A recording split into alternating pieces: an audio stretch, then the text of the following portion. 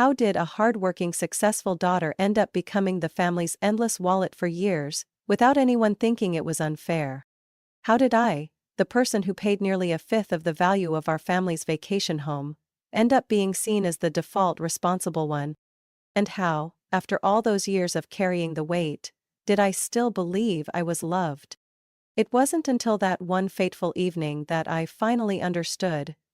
Family ties can be the sweetest excuse to cover the ugliest imbalances. I'm Amelia Lawrence, 34 years old, living in Boise, Idaho, and this is my story. I didn't grow up in a wealthy household, but my parents, Mark and Susan, always taught me that love mattered more than money. I believed that. So much so that when I started making money from freelance financial investing, I didn't think twice when my parents asked for help with a few small things. At first it was just a few $100s to cover the winter heating bill for our log cabin in Coeur d'Alene, the vacation house they bought 10 years ago and only visited during the holidays. Then it became a few thousand for the heating system repair. Then health insurance costs for Mom when her primary policy didn't cover medication after her knee surgery. I never tracked anything. I didn't feel the need. These were my parents. My family. I thought simply, they raised me, now it's my turn to give back. But that turn just kept going, year after year. When my younger sister Chloe graduated with a communications degree and couldn't find a job, Mom called me in the middle of the night. You know how hard it is to find work in Chloe's field. We're thinking of helping her start an online business. She just needs about $5,000, 0 cents for ads and equipment. I paused for a second, then agreed, like I always did. I don't hate Chloe. But every time she had a new idea, it meant I had to pull out my wallet. First it was a YouTube baking channel, then vintage clothing sales, and most recently life coaching. None of them lasted more than 8 months. And of course, who paid for the marketing, cameras, trial studio rentals? Me. Once, I said no and my mom broke down over the phone. Amelia, you're always okay. Chloe is more sensitive, not as strong as you. Without her sister, how could she possibly make it in this world? That was when I began to realize. I wasn't loved for being Amelia. I was loved for being the one who could take hits and shell out cash on cue. Not a daughter, but the family's financial plan B. Last year what stunned me wasn't how much I had spent, it was how natural it seemed to them. I received the property tax bill for the vacation home, $6,200 0 cents, along with a short text from Dad. Yours, like every year. No thank you, no are you doing okay? Just a silent command. I froze. I began listing every single thing I had paid for over the past 6 years. 6 seasons of property tax for the cabin. $37,200, 0 cents. Chloe's car, I made the payments she promised to repay, never did. 14,000. 0 cents. Roof repairs after the storm, $11,800. 0 cents. Medication and 4-day hospital stay for Mom, $6,900. 0 cents. 2 family holiday trips, flights, hotels, gifts. All under my name. $17,400. 0 cents. Total, $87,300. 0 cents. Almost the cost of a small home where I live. And that's not even counting the hours I spent handling their paperwork, paying late bills, submitting insurance premiums so Mom wouldn't lose coverage. I used to think of it as duty, as the responsibility of a grown daughter. But staring at the Excel spreadsheet on my screen, a strange feeling surged in my chest. Anger and hurt. I, who always showed up, always paid, always carried the burden, had become the only one in the family who wasn't allowed to be tired. No one had ever asked me, "Are you okay?" No one had ever said, "Thank you for doing that for all of us." They only said, "You've got time. You make more than Chloe. You're successful, you'll be fine." And I believed those words long enough to trap myself in a cycle of responsibility, where I was the only one paying the dues, but no one even saw me. I'm not writing this to complain. I'm writing this because it's finally time to face the one question I've avoided all these years. If I stopped paying, would they still consider me part of this family? Amelia, you are being unbelievably selfish right now. My father's voice hit me like a slap in the breezy living room of our vacation house in Coeur d'Alene. I stood frozen, still holding the $6,200.00 property tax bill he had just slid across the table. Like a slap to my face. Your sister is trying to rebuild her business after her last failure, and you make so much money, you should know how to share. I bit my lip. My heart pounded. Not from rage, but from pain. It was just a regular Sunday afternoon. Just a simple family meal. Or so I thought. Turns out, it was a surprise trial. And I was the defendant. Dad, I've been paying for this house for 6 years. The taxes, roof repairs, winter utilities. I paid for Mom's hospital bills. And Chloe? I bought her a car. Because you can, he snapped, slamming his hand on the table. When your family needs you, you help. Chloe needs money to start over, and you're just sitting on yours? I felt like I was being crushed. I had never felt so alone, in the presence of my own parents. My mom sat quietly on the couch, staring at her hands, avoiding eye contact. She didn't defend me, didn't interrupt. And that silence hurt more than the yelling. I placed the bill back on the table and was about to leave when my eyes caught a pale yellow envelope, tucked under a copy of Forbes. A corner of white paper peeked out, stamped with bold letters that made my heart stop. Chloe Lawrence, trust agreement. I didn't think. I grabbed it before anyone could react. Amelia, that's private. Put it down right now, Dad shouted, stepping toward me. But I had already opened it. And within the first few lines my hands began to tremble. It confirmed, a trust fund worth $320,000.00 had been set up by my father, exclusively for Chloe.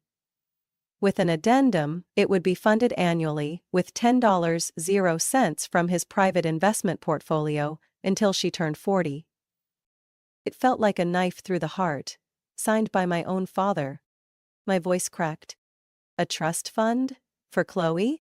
Dad snatched the papers and hid them behind his back. You weren't supposed to know about that. When I needed money for college, you said we couldn't afford it. I worked nearly 40 hours a week while studying just to pay for rent and books. But Chloe, she went to a private university, lived in fancy dorms, had a car. And now she gets a trust? My mother clenched her fists, still silent. My father looked at me like I had done something wrong. You're strong. You don't need help, Chloe does, she needs us. No, Dad. I'd managed on my own because I had no other choice. You pushed me to the edge while Chloe was always caught before she fell. I felt a tightness in my throat. Not from anger, but from shock. I remembered when I was 25 and my only car broke down in the middle of winter. I had to walk to work in ankle-deep snow. I asked to borrow just a few $100s to fix it. Dad said no. Said, finances are tight right now. Tight? Or was it all going to Chloe? I collapsed onto a chair, staring out the window where the orange glow of sunset washed over the lake. As kids, Chloe and I used to sit here eating ice cream, dreaming of big futures. I never imagined that one day, I'd be the one left behind in the house we once called home. I don't want to fight for anything, I whispered. But I can't keep living like an ATM for this family, while being treated like I'm invisible. My dad lowered his voice, but didn't look at me. That's how your mother and I chose to protect Chloe. And who protected me, Dad? No one answered. I stood up. No more tears, just a heavy silence that hung in the air, like all the oxygen had been sucked out of the room. I'll handle the taxes this year, I said, my voice ice cold. One last time. My dad nodded, as if I'd just done the right thing. But he didn't realize. That nod would be the last time he saw me as someone he could control. I left the house, the cold air hitting my face like a slap back to reality. On the entire drive back to Salt Lake City, I didn't play music. Didn't cry. Didn't call anyone. I thought about one thing. How injustice was sugar-coated under the label of family. Am I, Amelia, would no longer be the fool standing in the shadows. I used to try not to dwell on the past. I told myself maybe my parents were struggling back then. That every child has their own path. That the difference in treatment was just timing, circumstance, maybe a shift in finances. But when I read the words, trust fund for Chloe only, every excuse I'd ever told myself collapsed like a cruel joke. I began to remember. Not in a romanticized way, but in a raw, painful truth. I remembered the day I got my partial scholarship to Idaho State University. I jumped up in joy, hugged my mom, and asked, "Mom, can we manage the rest of the tuition? It's just about $9,000 a year. I promise I'll work part-time to help." She squeezed my hands and sighed. "Sweetheart, money's tight right now. We don't want you in debt, but you're resourceful. You'll figure it out." I didn't get angry, I believed her. So much so that I worked as a barista 6 days a week near campus. Classes in the morning, work in the afternoon, homework late at night. There were nights I fell asleep on my textbooks with the scent of coffee still clinging to my hair. Meanwhile, Chloe, she got accepted to a private school in California, double my tuition, and not a word of hesitation. My parents flew her out for orientation, rented her a studio apartment near campus, and gifted her a brand new Subaru Forester for graduation. I asked Mom, "Back when I was in college, you said we didn't have enough money." She just smiled. "Chloe's different. She's more fragile. You're strong. You can handle anything." I laughed, a bitter laugh that burned in my throat. Strong. That word followed me like a shackle my entire life. I was strong, so I had to give up the good stuff for her. I was strong, so I wasn't allowed to complain when Chloe threw tantrums. I was strong, so I didn't need new toys or birthday parties or even encouragement. I was strong, so I had to carry it all. When Chloe cried over failing math, Mom hired a tutor. When I aced the state math exam, she just said, "Well, we knew you could do it." I used to think a compliment is enough. Until I realized, praise doesn't pay for medicine. Praise doesn't cover rent. Praise doesn't fill the gas tank. Chloe didn't have to be strong. She just had to look helpless at the right time, and the world would lay itself at her feet. I remembered that one winter evening when I was 17. I asked to go to prom with my friends, the only time I ever wanted to feel like a princess. I found a discounted dress. Second-hand but perfect. $90. I came home and asked Dad, "Can I buy it? I'll pay for half from my part-time job."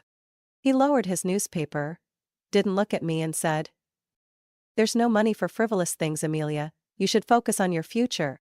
A month later, Chloe got her hair done at a salon, her nails too, a designer dress and even a rented limousine. For her 9th grade formal. 9th grade. I wasn't jealous. But I was heartbroken. I kept wondering, was I ever truly loved, or was I just the model daughter used to guilt Chloe into being good enough? I don't blame Chloe.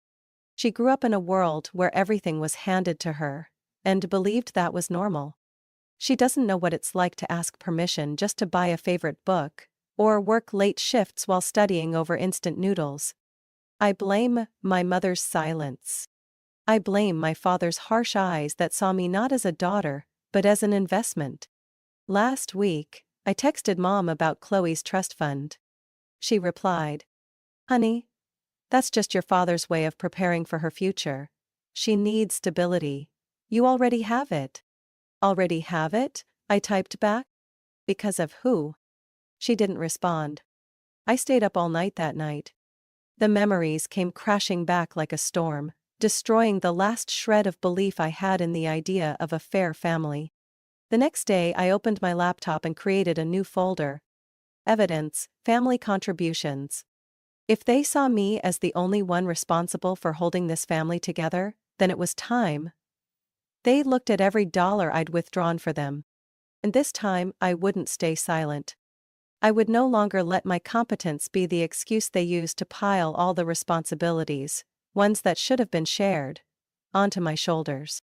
I never thought I'd one day have to build a financial case against my own family. That morning I woke up with two conflicting emotions. Relief for finally speaking the truth, and heartbreak because that very truth had pushed me even further away from my parents. But when I checked my phone, the message from my father erased any remaining doubt.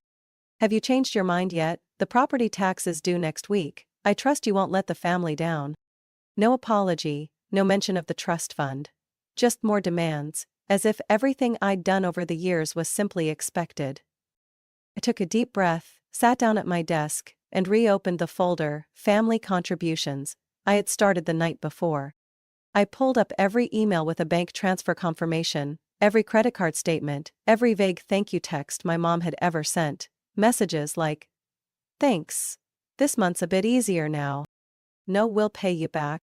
No, let's split it." Just me, and the unnamed responsibilities they kept handing over. I spent the entire day tallying everything up. A long list, detailed like one of my investment strategy sheets. Total, $87,300. But I knew there was more. Small expenses like plumbing repairs, emergency money transfers for Chloe when she overspent a little, paying the utility bills when my parents were waiting on an investment to come through. After 2 days of non-stop work, I brought the entire file to the person I trusted most with finances. Jacob Grant, my investment advisor since the day I started earning big from the stock market. Jacob's office was on the 17th floor, a modern space with floor-to-ceiling windows overlooking the Boise Mountains. I placed the thick file on the desk without a word. Jacob looked at me for a moment, then put on his reading glasses. He flipped through every page, silent. At the summary sheet, he paused. "Melia, over $87,000? You never mentioned any of this." I gave a dry laugh. "Because I thought, it's just something you do, it's family, right?" Jacob didn't laugh. He set the file down and removed his glasses. "I don't want to sound cold, but you're depleting your financial future. This isn't helping anymore. It's financial abuse within the family." I swallowed hard. Even though I'd said it to myself 1,000 times, hearing someone else, especially a professional like Jacob, say it aloud still stung. "I want to refer you to someone," Jacob said. "Victor Hernandez. He's a forensic accountant who specializes in family finance disputes. He's good. And discreet." I nodded. "I don't want to sue anyone. At least not yet. I just need a clean record. So if anyone ever calls me selfish again, I can show them exactly what that word cost me." 3 days later, I had my first meeting with Victor. A Latino man in his 50s, deep voice, sharp eyes that felt like they could read my thoughts. He examined the documents I brought like a doctor reviewing a CT scan. "I have to say, your file is extremely detailed. Not many people keep documentation this precise." "I work in finance, it's a habit," I replied. Victor nodded. "We'll need to create a full ledger with third-party verification. I'll also calculate the investment returns you lost by withdrawing funds at the wrong times." Return? If you hadn't spent that money on your family and instead reinvested it based on your prior stock portfolio, we're looking at a missed gain of at least $13,800. Could go up to $16,000, factoring in compound interest. I was stunned. Nearly $100,000 gone. And in return? A house I didn't own. A car I never drove. Thanksgiving dinners I paid for, but was never mentioned in the toast. Victor looked at me, voice softening. "You're trying to save everyone else while you're the one being left behind. Do you want to pursue legal action?" I shook my head. "Not yet. But I want everything in my hands, so that next time, I don't feel scared." He nodded. "Then let's get started." I left Victor's office feeling like I'd just woken up from a 6-year trance. In my hand was the first step toward clarity. And I knew, starting now, my family would no longer see me as a walking wallet. That night, after returning from Victor's office, I sat in my small apartment.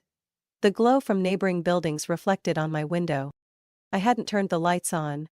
In the soft darkness, I felt something I hadn't felt in a long time.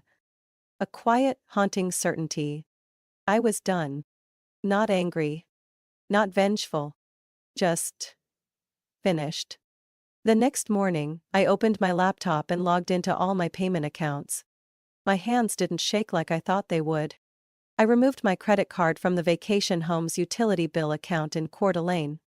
I canceled the automatic transfer for Chloe's car loan, a payment I had been covering for 2 years, clinging to the naive hope that she'll pay me back eventually.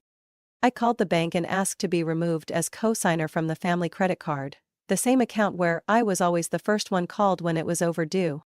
And finally, I transferred $95,000 from my main trading fund to a brand new investment account titled Amelia's Future.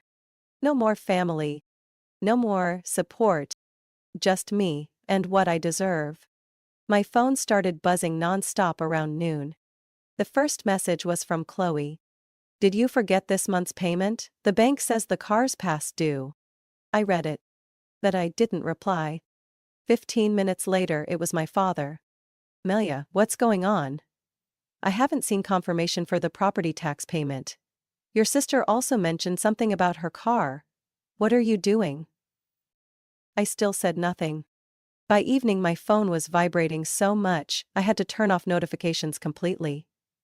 When I turned it back on, the message inbox was flooded with blame, accusations, even subtle threats like, "Can the family not count on you anymore?" But not a single person asked, "What happened that made you change so drastically?" They didn't care about the reason. They only cared about the cash flow. I sat down at the dining table, set my phone aside, and started typing a single email. Simple, concise, and cold. From Amelia Lawrence to Mark and Susan Lawrence. Subject: regarding financial contributions. Dear Mom and Dad, I'm writing this email to inform you that, effective immediately, I will no longer be responsible for any financial obligations related to the family. This includes but is not limited to property tax, maintenance bills, Chloe's car payments, or shared holiday expenses. I have also removed myself from any accounts linked to my bank cards or credit information. This is not a spontaneous decision. After compiling all financial contributions over the past 6 years, verified by a forensic accountant, I have determined that I've contributed over $98,000 without any form of support or acknowledgement from the family. I am not doing this to reclaim money. I am doing this to reclaim boundaries and respect. If you need to discuss further, please contact me via email. I will not respond to any calls or text messages regarding financial matters from this point forward. Wishing you well. Amelia. I hit send and turned off my Wi-Fi. That night I slept surprisingly soundly. No dreams, no tossing and turning. The next morning my phone rang while I was having breakfast. Caller, Chloe. I let it ring until it stopped. Then I went back to my oatmeal.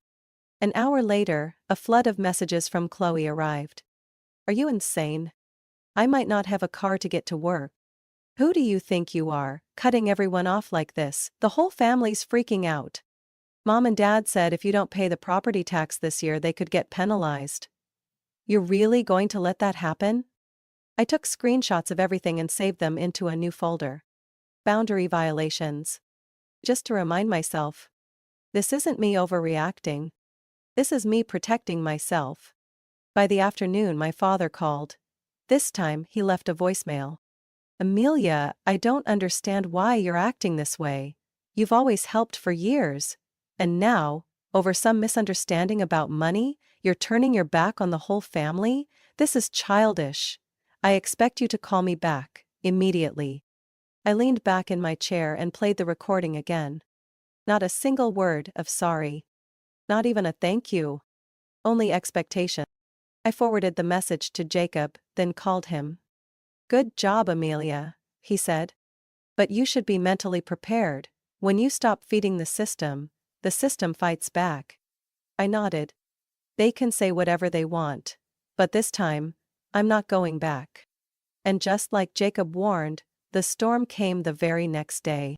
I never liked large family gatherings. They were noisy, repetitive, and most of the time I felt like an outsider. But this time was different. This time, I was the main topic. And I was no longer afraid. A message came Thursday from my uncle, Jonathan Lawrence, my father's younger brother. Your dad invited everyone over Saturday evening, said it's to clear up the misunderstanding. Heard you're not helping anymore. What's going on? I replied simply, I'll be there Saturday evening. And I'll explain everything. I arrived at my parents' house in Twin Falls at exactly 6 p.m. In my hand was a leather case, full of documents. Ledgers from Victor, statements from my advisor Jacob, copies of transfers, receipts, and screenshots of messages. I didn't come to reason.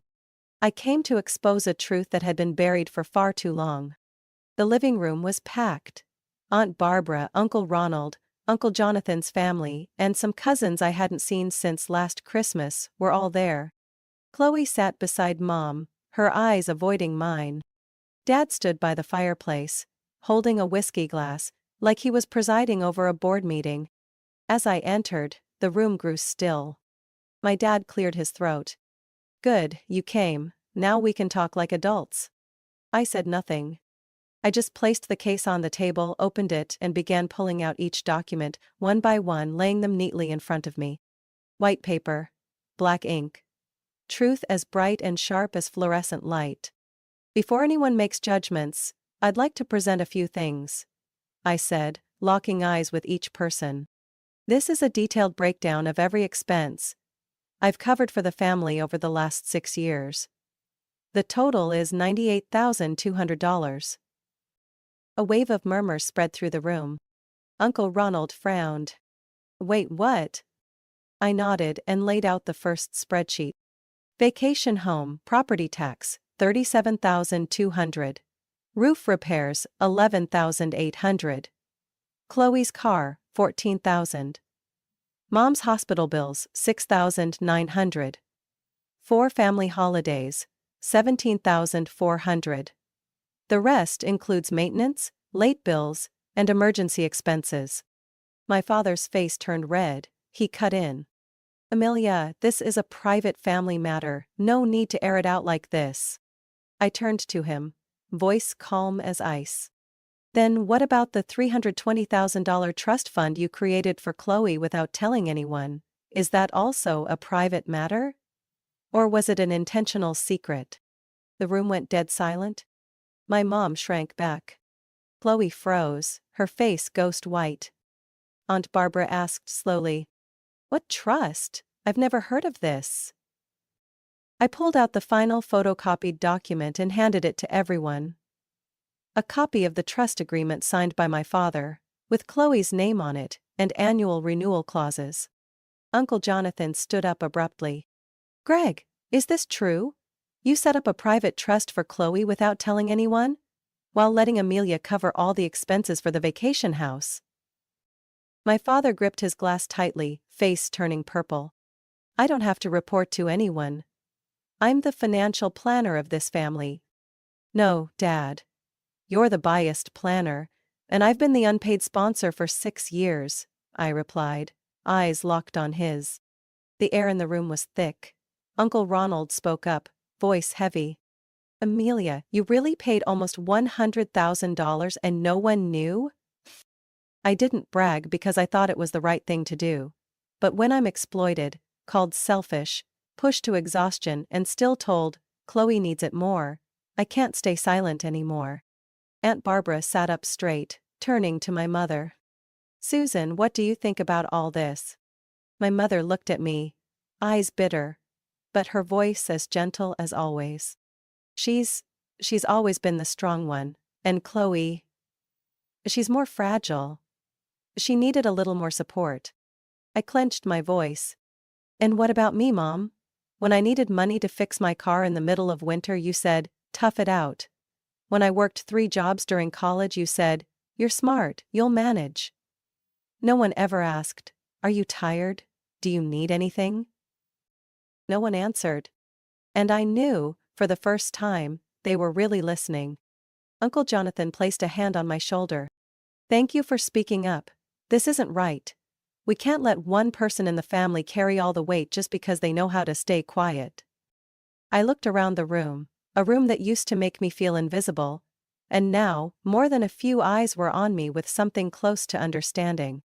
Not because they fully got it, but because they couldn't ignore the evidence. Finally, my father spoke. "What do you want, Amelia? You want your mother and me to pay you back?" I looked at him, cool and steady. "No, I don't want money, I want respect, and I want to end this role of family bank that you've cast me in." I packed up the documents and stood. Before leaving, I looked directly at Chloe, who hadn't said a word the entire time. "You don't need to apologize. But you do need to ask yourself, whose back have you been standing on? And do you really think that's fair?" She said nothing. And maybe for the first time in her life, Chloe had no excuse.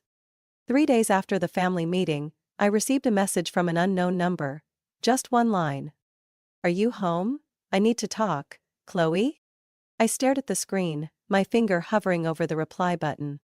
For years, Chloe had only ever texted me things like, "Hey sis, can you help me?" or "Can you transfer some money?" I typed a short reply. "Come over, 30 minutes. Right on time the doorbell rang. I opened the door. Chloe stood there, holding a slim folder, eyes red, hair tied up hastily. No makeup, no silk dress, just a Chloe I barely recognized. I invited her in, didn't ask anything. She sat on the couch, looking around my small apartment like it was her first time seeing it. It took a few seconds before she spoke. "I read everything, every page you showed at the family meeting." I nodded, silent. At first I couldn't believe it. I knew you helped, but I didn't think it was that much. I didn't realize just how much I leaned on you. She pulled out a copy of a document from her folder. "I spoke with Dad's attorney. And I told him if he doesn't do it, I will." "Do what?" I asked, cautious. "Transfer 25% of the vacation house ownership to your name." I froze. A blankness echoed in my mind. Chloe continued, her voice calm but firm. "I used money from the trust to pay this year's property tax. I also covered the legal fees for the transfer. This is the draft contract. It'll be finalized this week if you agree to sign." I stared at the paper in front of me. The numbers, my name, Chloe's name, the faint stamp from the law firm. All of it real, so real it took my breath away. "Why?" I blurted out. "Why are you doing this?" Chloe looked at me. Her hazel eyes, eyes that used to draw all attention as a child, now truly looked red. Not from drama, not from manipulation, but from something real. "Because I can't pretend anymore," she said, voice catching. "For years I lived with the idea that I deserved support. I thought you were capable, independent, so you didn't need anything. I assumed that was a fair division." I didn't interrupt. For the first time, Chloe was taking responsibility. No mom stepping in. No dad shielding her. But after that meeting, everything collapsed. I saw myself as a leech. "And you should have had your name on that house from the beginning. I can't fix everything, but I can start here." The room seemed to pause. I took a breath and said slowly, "You don't owe me anything, Chloe. What I've wanted all these years wasn't the house, or a contract. It was fairness." "I know," she nodded. "But fairness can't exist unless the person who benefits gives something back. I'm not doing this to repay. I'm doing it to reset." I picked up the draft and flipped through it. Everything was legal, clear, and left me with one burning question. "Way now." As if reading my thoughts, Chloe added. "Dad didn't approve. He said this was betraying the family. But I told him straight. If he tries to pressure you again about the taxes, I'll publish all the documents you presented at the meeting. I'm done with his selective family loyalty." I laughed. A real laugh. Not bitter, not guarded. I looked at the little sister who once made me skip breakfast so she could have a prom dress. who once called me at midnight just to ask how to find cheap flights to Vegas. Now sitting in front of me, changed so much she was almost unrecognizable. I nodded. "Sign it, I'll sign the rest." Chloe handed me the pen. And just a few strokes later, I officially owned 25% of the house I had been paying taxes on for 6 years, without my name on a single deed. Until now.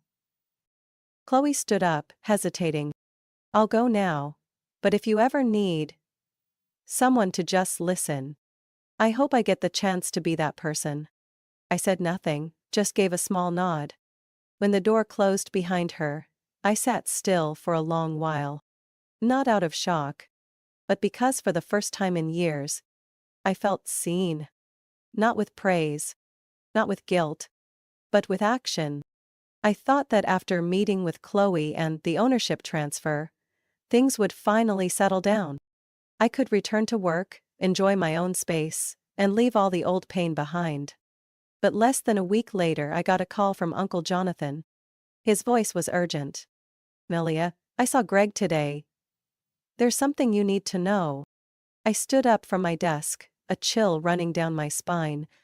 "What happened, Uncle?" Chloe asked Greg to review the trust. She said if he didn't take action to correct it, she would get her lawyer involved and take it to the local press. I stayed silent, partly out of surprise, mostly because I never expected my little sister, the one who always lived in a pre-built safety net, to finally take a stand.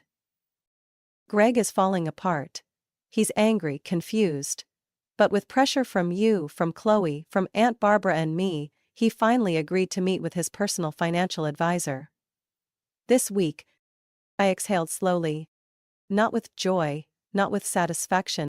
Just a heavy weight seemed to lift off my chest. 2 weeks passed without further updates. I tried to focus on the markets. Nasdaq was swinging hard, energy stocks were down, and I was following the analysis chain I'd been developing for the past month. Then one morning, at 9:12 a.m., I received an email. Sender, Lawrence Financial Advisory. Subject, Trust Fund Update, as directed by Mr. Gregory Lawrence. I opened the message, and for the first few seconds, I thought I was reading it wrong. "We are writing to inform you that, per Mr. Gregory Lawrence's latest directive, the current trust fund will be equally divided between 2 beneficiaries, Chloe Lawrence and Amelia Lawrence, each receiving 50% of the current and future distribution." I placed my hand over my chest, feeling my heart pounding. I read it again, and, again, it wasn't a mistake. No more for Chloe only. No more "you don't need it." After all these years of sacrifice, silence, and shouldering the burden, I was finally named equally alongside my sister, in an asset that my father had once carefully directed in only one direction. At that moment my phone buzzed.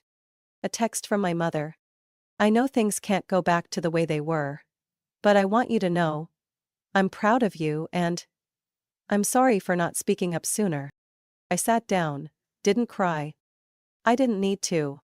I simply reopened that old folder on my laptop, Family Contributions, and added a new file. Recognition PFP. Inside was the email I had just received. The first proof that I was no longer invisible. The next family meeting wasn't a confrontation anymore. It was a reconciliation. My father didn't say much. He simply announced the adjustment to the trust and confirmed that I was now officially listed as co-owner. No one clapped. No one cheered. But the looks, they were different. Uncle Jonathan smiled and nodded. Aunt Barbara gave my hand a quiet squeeze as she passed by. And Chloe? She sat beside me, silent, but her gaze was steady. My father looked at me for the first time in months, without blame in his eyes. "Maybe I was wrong, not because I didn't love you, but because I assumed you didn't need to be loved." I responded, not gently. "You weren't just wrong. You hurt a part of my youth. But the fact that you were willing to change is enough for me to close that chapter." He nodded, slowly. And for a man like him, that nod was deeper than any apology he could have said. A few months later, as I sat in my new apartment, paid for with a private investment from Amelia's future, I opened my quarterly financial report. My portfolio was steady. My retirement fund was growing. But what I valued most wasn't the numbers. It was the boundary I had set. The voice I had finally used. The recognition, late but clear and irreversible. I used to think I was just the shadow behind my sister. The silent credit card. The daughter who didn't need anything because she was too strong. But now, I am Amelia Lawrence. A woman who lives within her limits. Who protects her worth. And who, in the end, created her own justice with her own hands. Amelia's story isn't just about money. It's about self-worth, boundaries, and the courage to demand fairness, even if it comes late. In a world where strong people are often assumed to need nothing, she proved that silence is not a virtue. To speak up, to set boundaries, to say enough, is one of the most powerful forms of self-love. And sometimes, what we truly need isn't repayment, but recognition and real respect. What do you think about Amelia's decision? Was she too harsh? Or was it exactly what she needed to protect herself? Share your thoughts in the comments, and don't forget to follow the channel for more powerful stories about family and life.